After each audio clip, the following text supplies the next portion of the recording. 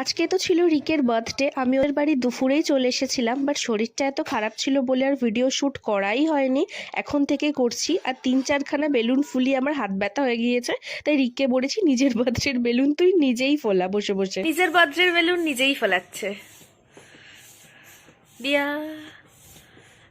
তারপর বেলুন ফোলানো কমপ্লিট হওয়ার পরে আমি কেকটাকেও হালকা করে একটু ডেকোরেট করে দিয়েছিলাম আর কয়েকটা বোগানভেলিয়া ফুলও ছড়িয়ে দিয়েছিলাম। অরিজিনাল ক্যান্ডেল দিইনি, আর্টিফিশিয়াল ক্যান্ডেল ছিল তো সেটাই জ্বালিয়ে দিয়েছিলাম। আর নিজের মুখের যে অবস্থা ছিল এটা ক্যামেরার সামনে ধরার মতন নেই, শরীর এতটাই আমার খারাপ ছিল। এদিকে রিকের আবার একটুও বেলুন পছন্দ না, বাট আমি বললাম বার্থডে কি বেলুন ছাড়া হয়, তাই অল্প কটাই বেলুন দিয়েছি।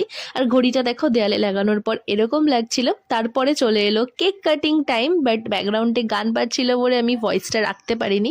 রিক তো আমার বার্থডে প্রত্যেক বছর ভীষণই সুন্দর করে সেলিব্রেট করে, তো আমিও চেষ্টা করি ছোটোখাটো করে একটুখানি করার। বাট ওর বার্থডেটা না প্রত্যেকবার রেস্টুরেন্টেও সেলিব্রেট করি, বাট এবারে আমি বলেছি যে না, এবার বাড়িতে নিজের লোকের সাথে সেলিব্রেট কর, কারণ বার্থডে না নিজের বাড়ির লোকের সাথে নিজের ফ্যামিলির সাথে না কাটালে আমার অন্তত ভালো লাগে না। তাই ওকে বলেছি এবার বাড়িতেই তুই কর। আর ভীষণই মজা হয়েছে। আর এটা ছিল রিকের বেস্ট ফ্রেন্ড রাজা আর রিকের মামা বাড়ির লোকজন আর ওর মা বাবা, এই কজনই আমরা ছিলাম। ছোট্ট করে মিষ্টি করে আজকে বার্থডেটা সেলিব্রেট হয়েছে, শুধু আমার শরীর খারাপের জন্য একটু ডাল লাগছিল, এই যা। বাদ বাকি সবই ভীষণই ভালো ছিল। তো এই তো ছিল আজকের ভিডিও। ভালো লাগলে ডেফিনেটলি ফলো করে একটা লাইক করে দিও। টাটা।